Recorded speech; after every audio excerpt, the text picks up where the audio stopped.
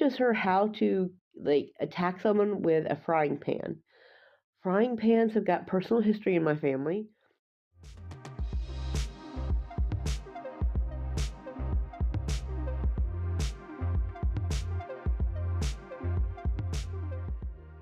So welcome to Just Checks Out, and it's Valentine's Day.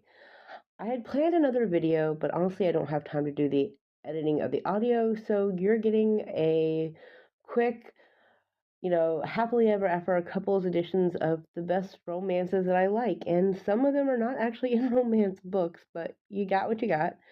I know I could mention someone like, J.D. Robb or some of the other ones that are kind of like quasi romance, but honestly, I don't really like those particular books.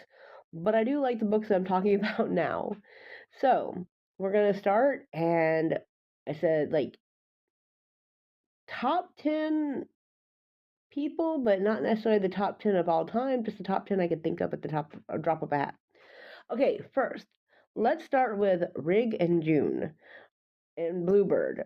Rig is a lesbian gunslinger who was a former corporate entity who created a device that could kill somebody, and her girlfriend, June, is a librarian. And think like the Librarians, and the librarian was Noah Wyle in space. And it's so cool. They've got a great relationship. It's pre-established.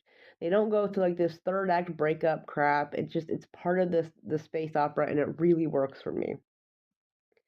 Next, we have Beatrice and Benedick from Much Ado About Nothing. Anyone that knows me knows I love this play. This is like honestly, this is probably my number one play by Shakespeare. I also like a couple more, but this is my go-to whenever I'm talking about, romantic comedies, because if you look at things like, hi, I'm old, Moonlighting with, Sybil Shepherd and Bruce Willis back in the day, like this is the kind of stuff you saw. It's got a very classic Hollywood feel. I like the relationship because there are all these little breakups and get-togethers, and there's this hidden history, and the way it develops throughout the story is just this really nice romance, and I love the ending. It's a happy ending for them, and I'm here for it. I'm a Beatrice stan for the rest of my life.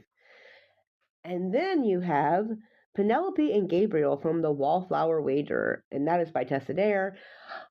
I love this one because Penelope is that girl that like rescues every single animal that needs something, and Gabriel is like, I want your house. So to get to your house, I have to find homes for all these rescued animals, and it's just this really cute relationship, and it's got this theme, and he's a duke. So, technically his last name is Duke, so he's a Duke, and it's this really fun, interesting experience of like there's an otter release, there's like goats being born. It's hilarious. And then you have, this is again being old, this is Sweet Valley High's Jessica Wakefield and Sam Woodruff. I use this picture because this is like a pivotal moment in their relationship. But I felt like Sam was the best one for Jessica because a lot of her boyfriends were very judgmental, or she should do this or that, but it didn't work out very well, right? But I really liked how Sam kind of calmed her down. He had a well-placed brain, and he just knew what he was doing, and I was such a fan. I mean, look, we all know I like Jessica Wakefield, and I like Lila Fowler. We know I hate Elizabeth Wakefield. Something fierce. All right. And then the next one is Bertrice and Violetta, and that is from Mrs. Martin's Incomparable Adventure by Courtney Milan. And I love this one because they're older. Bertrice has these girlfriends after, she's forced to get married.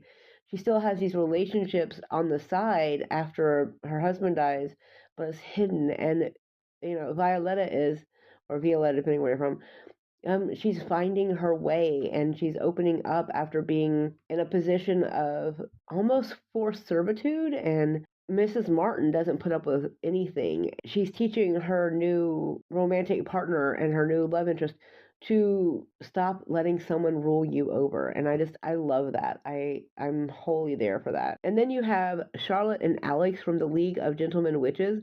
And I love this because this is part of the series that India Holton has. And the thing I love about this is Alex is a pirate and she's a gentleman witch, and they're sworn enemies, right?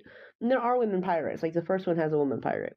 But in this one, she's very, I'm not going to say above the board because she's not, because in this world that doesn't exist, but she's much more pragmatic and practical, whereas Alex is just all about the adventure of it all. And it's just this great opposites attract.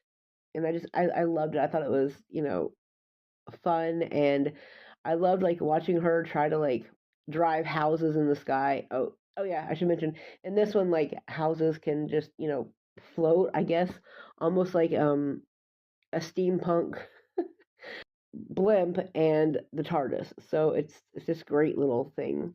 I have Lucivar and Marian from Anne Bishop's Dark Jewels trilogy, or the Dark Jewels world, depending on whatever you're talking about. Black Jewels, whatever. They changed at some point.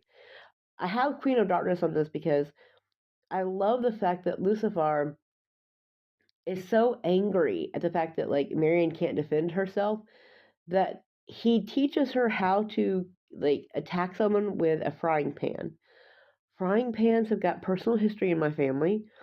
When my godmother, one of my elder godmother, I guess this was like in the 40s, somewhere around there, her brother-in-law essayed her by copying a feel, and she just took straight off the stove, still boiling hot, cast iron frying pan, and just slapped him with it. Apparently, he was out cold for a day. Like, frying pans are my weapon of choice, okay? And this is why. And I love the fact that Anne Bishop put him in there. That there was a whole, like, they had a whole thing where they were, like, tossing what would be a good utensil or what would be a good, like, pot to throw or something. And I loved it. I thought it was great. And then you have The Mimicking of Known Successes by Malka Older. And it's Mossa and Pleiti. And so this one I've talked about before, and it's set on the rings of Saturn, and you live on them somehow. They've built stations or whatever. And it's kind of like Sherlock Holmes in space. And Mossa is obviously Holmes, and Pleiti is Watson, but there's this really interesting relationship where they know each other, they have a past, but they're building on it, and the romance is appropriate, and it's a little bit of a slow burn, and then like they don't move in right away. But it's like this great build up, and as the series moves on, they just get more and more into it, and I'm here for it. Then you have Let It Shine by Alyssa Cole, and that is Sofie and Ivan. And this one, Saffronia, I think is how you say it.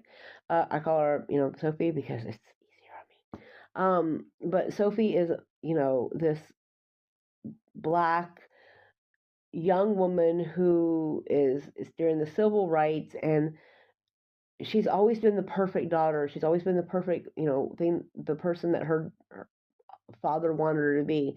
And slowly she's coming into her own. And what I really liked is the fact that there's a shared history between Sofie and Ivan. And Ivan's family is Jewish, and his parents had fled the Holocaust. So in the 1960s, there was a lot of not great civil rights, we'll say, in the U.S. And as Jim Crow was ending, it wasn't just African Americans who were put in the place of defending themselves and Black people. It was also, other people were joining things like SNCC and stuff like that, which if you've heard SNCC recently, Samuel L. Jackson was talking about it when he was doing the Kendrick Lamar halftime show in the comments on somebody's post. But, SNCC was a very valuable thing, and, Sofie and Ivan kind of find their way. He's a boxer, and she's learning how to let go, and it was just really interesting watching how they find their activism together. And then finally, you have the Golden Girls Road Trip, which I just talked about in my roundup for January. But I'm talking about on this one because Constance and Alex have got this relationship where it started quickly and it ended quickly, but it left a lasting scar on who they were because they couldn't get who they wanted and they couldn't find what they wanted. And so I found it very fascinating that how they worked through it, the relationship, how they built it, how they rebuilt it, how they had to like really kind of like hit into some really hard parts of their past and explain it. And I felt like it was this wonderful exploration of someone who's, in their like 60s, in their 70s, and just like how Mrs. Martin was older, these are older, and I really enjoy it when a book can explore the relationships.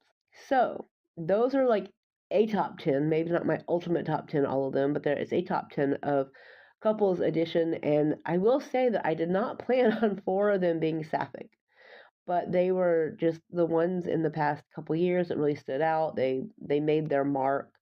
Some of them, of course, like Much Ado About Nothing, I've always loved, but I'm trying to expand what I'm reading, and as I do, I'm finding more relationships that I love. And that is the end of my goodbyes. I'm going to say happy Romance Day for those that celebrate. And so I hope that for whatever reason you guys have, I hope you have a wonderful day. I am going to edit this very quickly and I'm going to stop talking because it's getting long. Oh, and don't forget, take care of yourself. Maybe buy stock in some Kleenexes. I don't know. All right, bye.